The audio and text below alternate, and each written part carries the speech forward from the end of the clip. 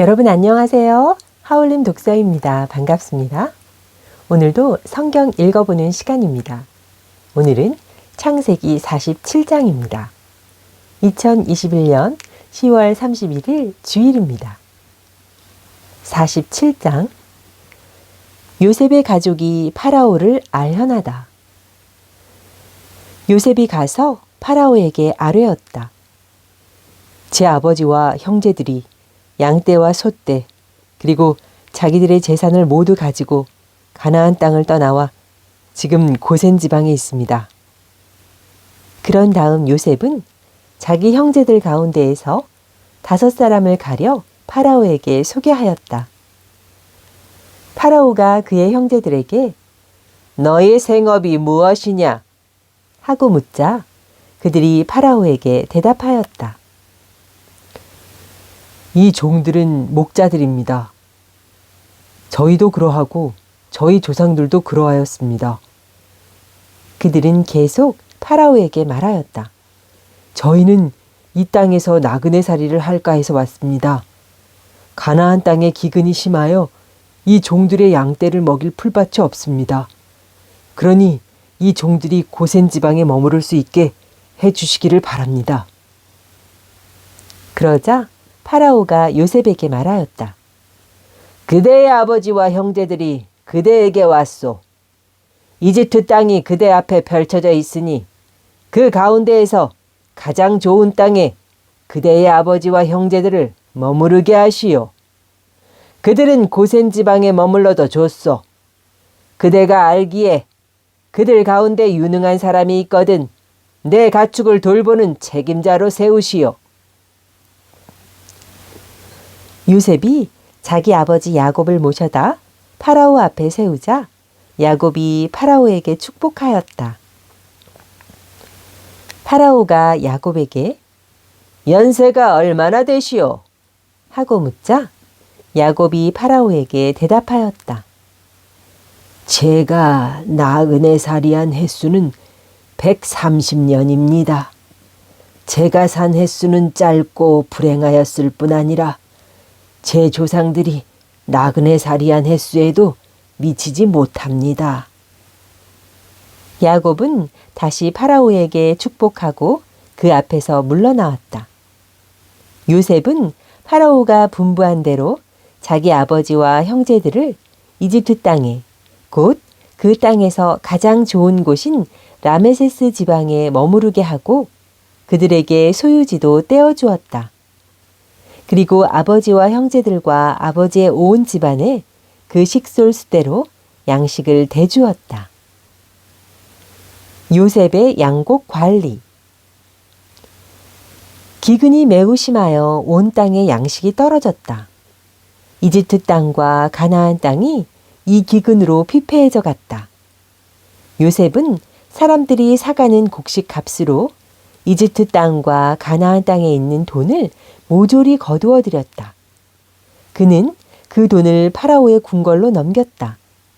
이렇게 하여 이집트 땅과 가나안 땅에서 돈이 떨어지게 되자 이집트인들이 모두 요셉에게 몰려와 말하였다. 우리에게 양식을 주십시오. 돈이 떨어졌다고 해서 우리가 나리 앞에서 죽을 수야 없지 않습니까? 그러자 요셉이 대답하였다.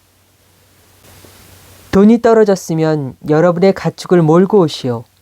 그러면 그 가축 값으로 여러분에게 양식을 내주겠소. 그리하여 그들은 자기들의 가축을 요셉에게 몰고 왔다.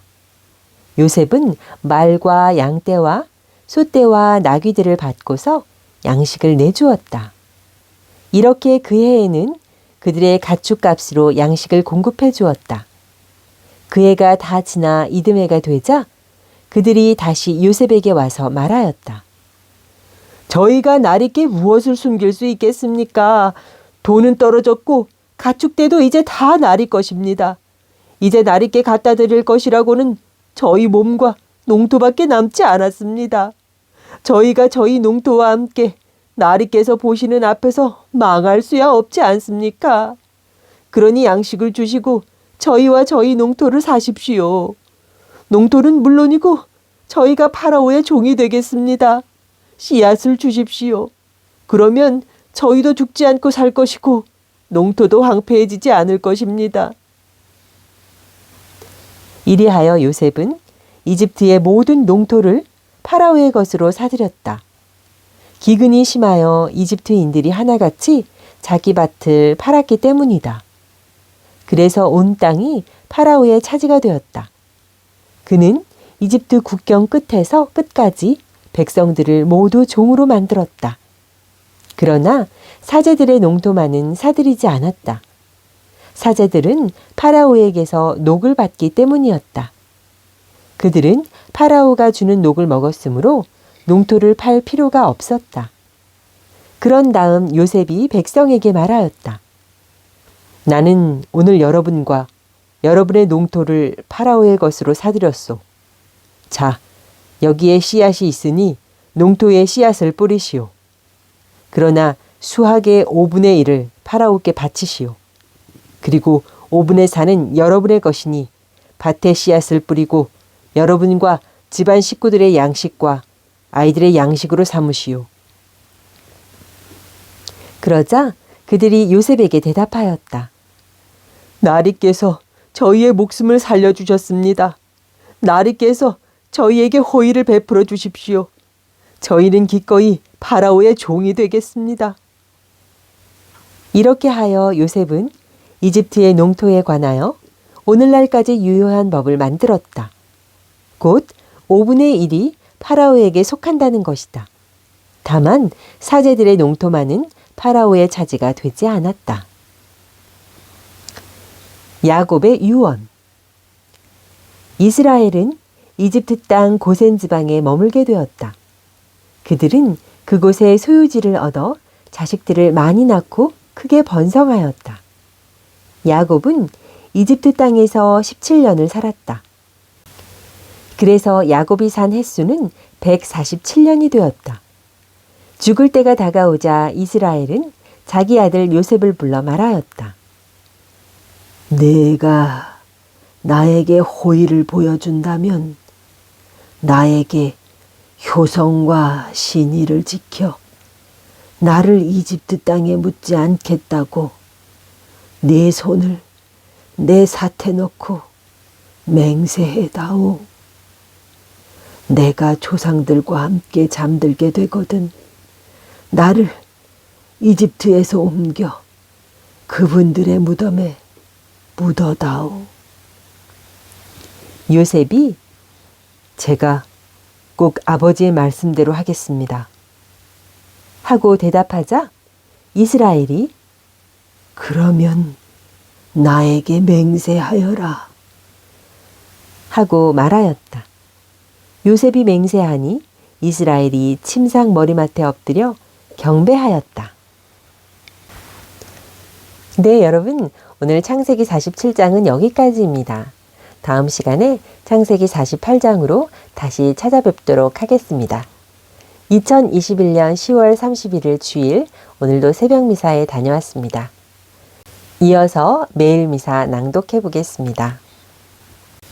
2021년 10월 31일 주일 매일 미사 제1독서 신명기의 말씀입니다.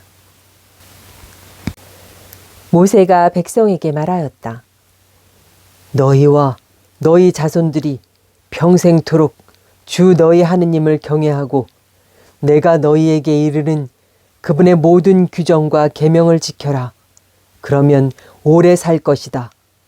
그러므로 이스라엘아, 이것을 듣고 명심하여 실천하여라. 그러면 주 너의 조상들의 하느님께서 너희에게 약속하신 대로 젖과 꿀이 흐르는 땅에서 너희가 잘되고 크게 번성할 것이다. 이스라엘아, 들어라. 주 우리 하느님은 한 분이신 주님이시다. 너희는 마음을 다하고 목숨을 다하고 힘을 다하여 주 너희 하느님을 사랑해야 한다. 오늘 내가 너희에게 명령하는 이 말을 마음에 새겨두어라. 주님의 말씀입니다. 화답송. 저의 힘이신 주님, 당신을 사랑하나이다. 저의 힘이신 주님, 당신을 사랑하나이다. 주님은 저의 반석, 저의 산성, 저의 구원자시옵니다. 주님은 저의 하느님, 이 몸 숨는 저의 바위, 저의 방패, 제 구원의 뿔, 저의 성체시옵니다. 찬양하올 주님 불렀을 때 저는 원수에게서 구원되었나이다. 주님은 살아계시다. 나의 반석 찬미 받으시리니 내 구원의 하느님 드높으시다.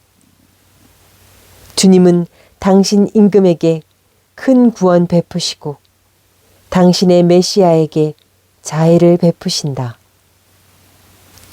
제2독서 히브리서의 말씀입니다. 형제 여러분, 이전 계약의 사제들은 죽음 때문에 직무를 계속할 수가 없어 그 수가 많았습니다. 그러나 그분께서는 영원히 사시기 때문에 영구한 사제직을 지니십니다.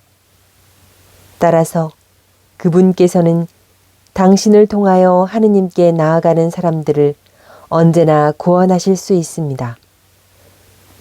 그분께서는 늘 살아계시어 그들을 위하여 빌어주십니다. 사실 우리는 이와 같은 대사제가 필요하였습니다.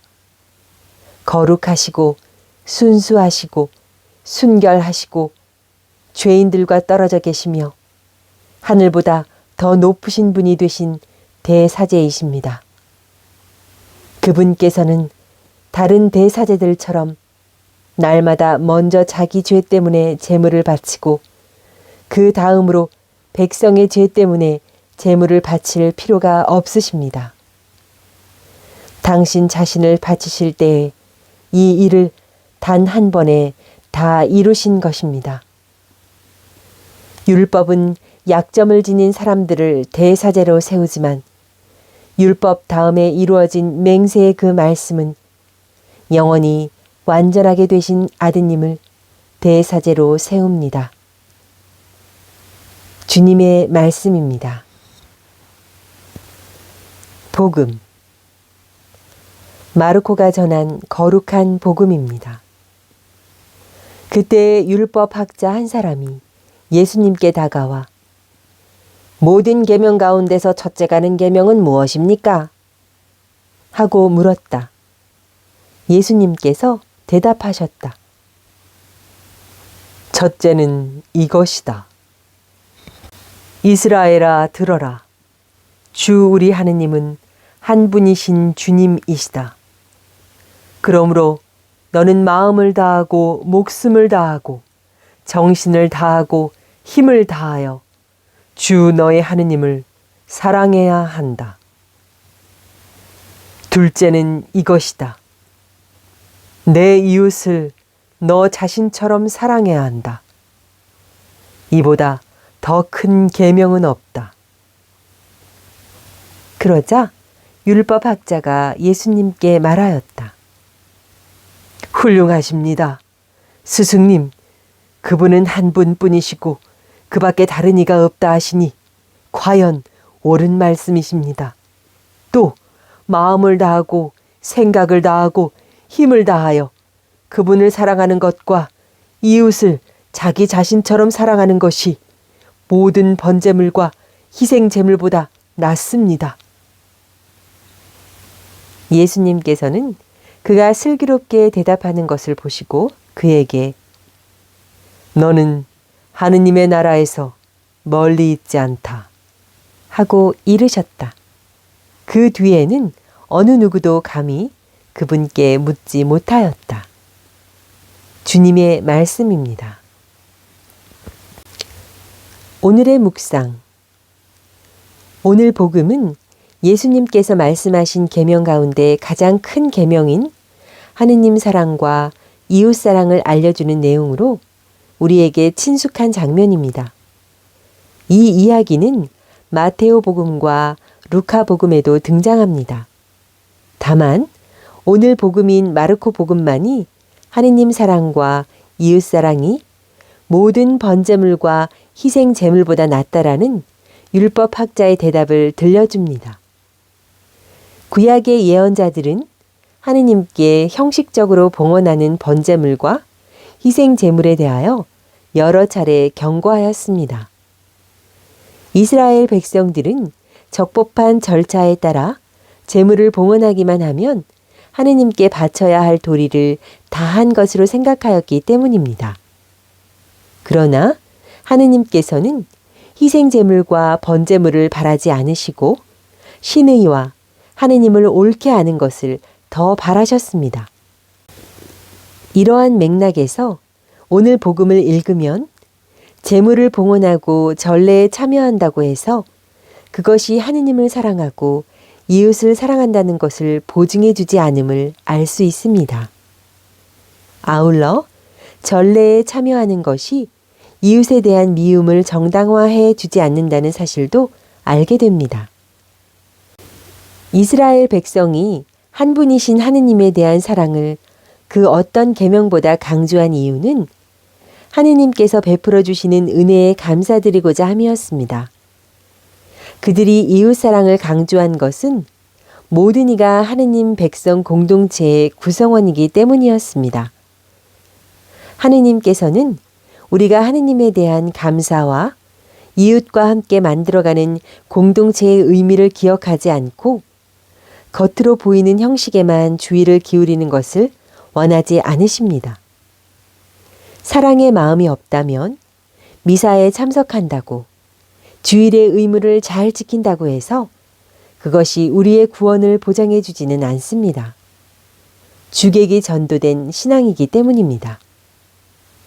하느님께 무엇을 감사드릴지 생각하며 만약 미워하는 이웃이 있다면 쉽지 않겠지만 함께라는 단어와 그의 얼굴을 같이 떠올려 봅시다. 하느님의 나라가 더 가까이 와 있음을 느낄 수 있을 것입니다. 네, 여러분. 오늘 창세기 47장과 매일 미사 낭독해 보았습니다. 다음 시간에 또 찾아뵙도록 하겠습니다. 시청해 주셔서 감사드립니다. 하울림 독서였습니다. 감사합니다.